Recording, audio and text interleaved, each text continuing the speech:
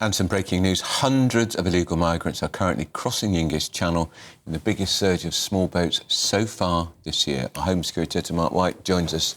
Now, the weather's milder, the wind has dropped, here they come. Go figure. We always knew this was the case. Yeah. What's remarkable about this, though, is it, even for this time of year where the weather might improve or it might be, not conducive to crossings, it's improved, but we have the kind of surge that we're seeing normally in the kind of months where we go into the summer.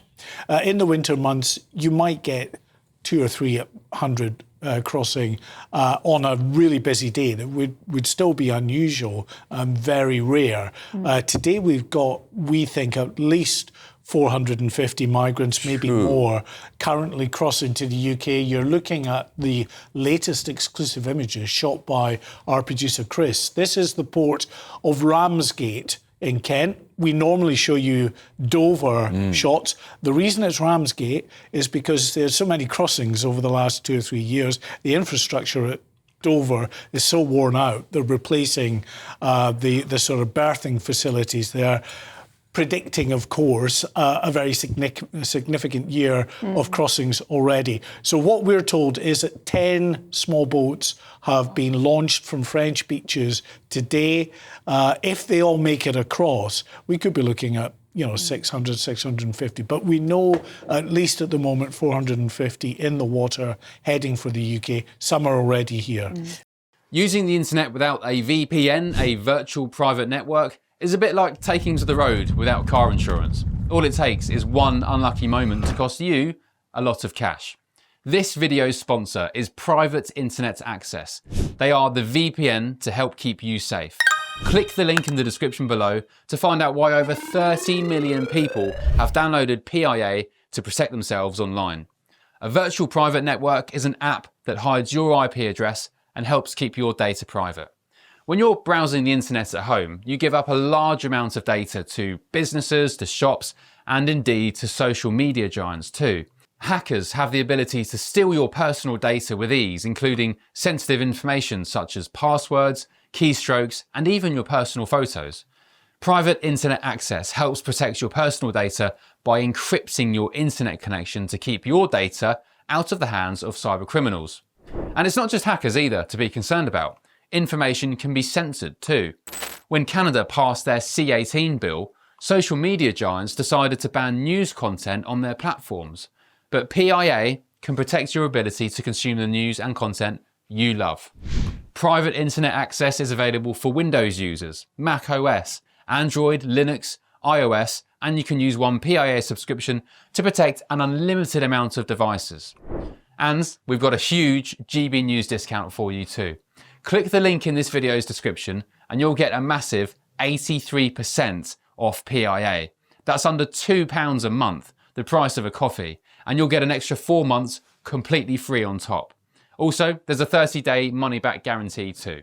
Visit piavpn.com/GB News to start protecting yourself digitally today. And this is just as the Prime Minister, we think, and the Home Secretary are trying to renegotiate the deal with France. We've squandered, in my view, 700 million since 2018 trying to stop these boats.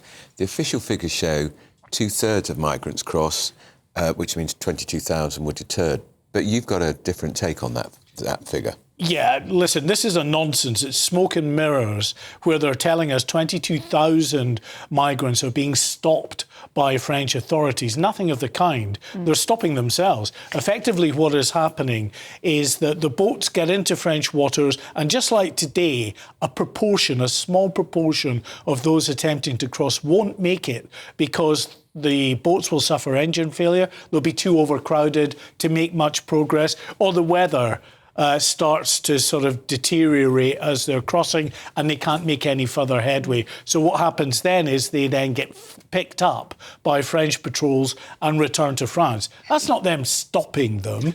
That's the boats not able to make progress for whatever reason. Outrageous, so saying that this is, effectively this is as a result of all the money that we're giving the French to stop them, only a tiny, tiny proportion, and I believe the figure is actually maybe in the high hundreds and not much more, are stopped on the beaches by the French and prevented from crossing. I mean, it's extraordinary that the French haven't tried to solve this problem because of domestic pressure. Yeah, I mean, people living in and around Calais are suffering hugely from these migrant camps. You'd think that they'd be as invested as we are in stopping it.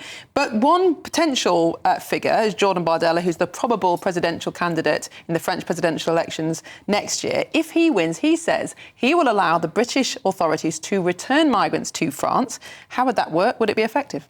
If he did that, it would stop the small boats crisis within a week or two.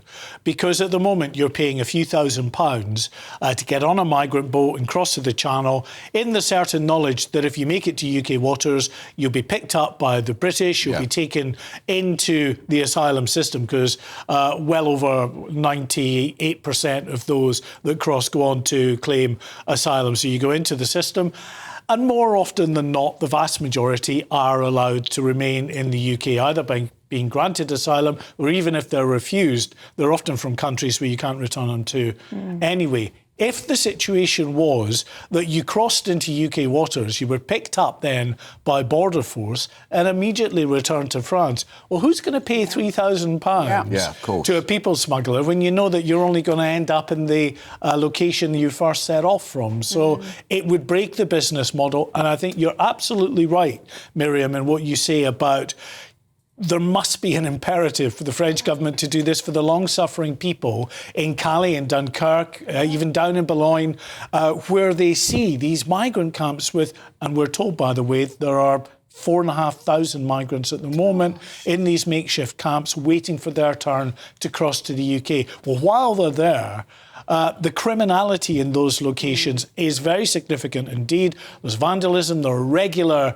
thefts, clashes with the police, as the police on occasions do try to stop the migrants from crossing. And then you get disorder in those communities. It is miserable. As much as we suffer, and of course we do in this country from the fallout from the migrant crisis, for these poor communities around Calais and around Dunkirk, etc., it is awful. It is the duty of the French police to try to stop these people crossing the Channel illegally. It's dangerous and they're breaking the law. So why are we paying them any money at all?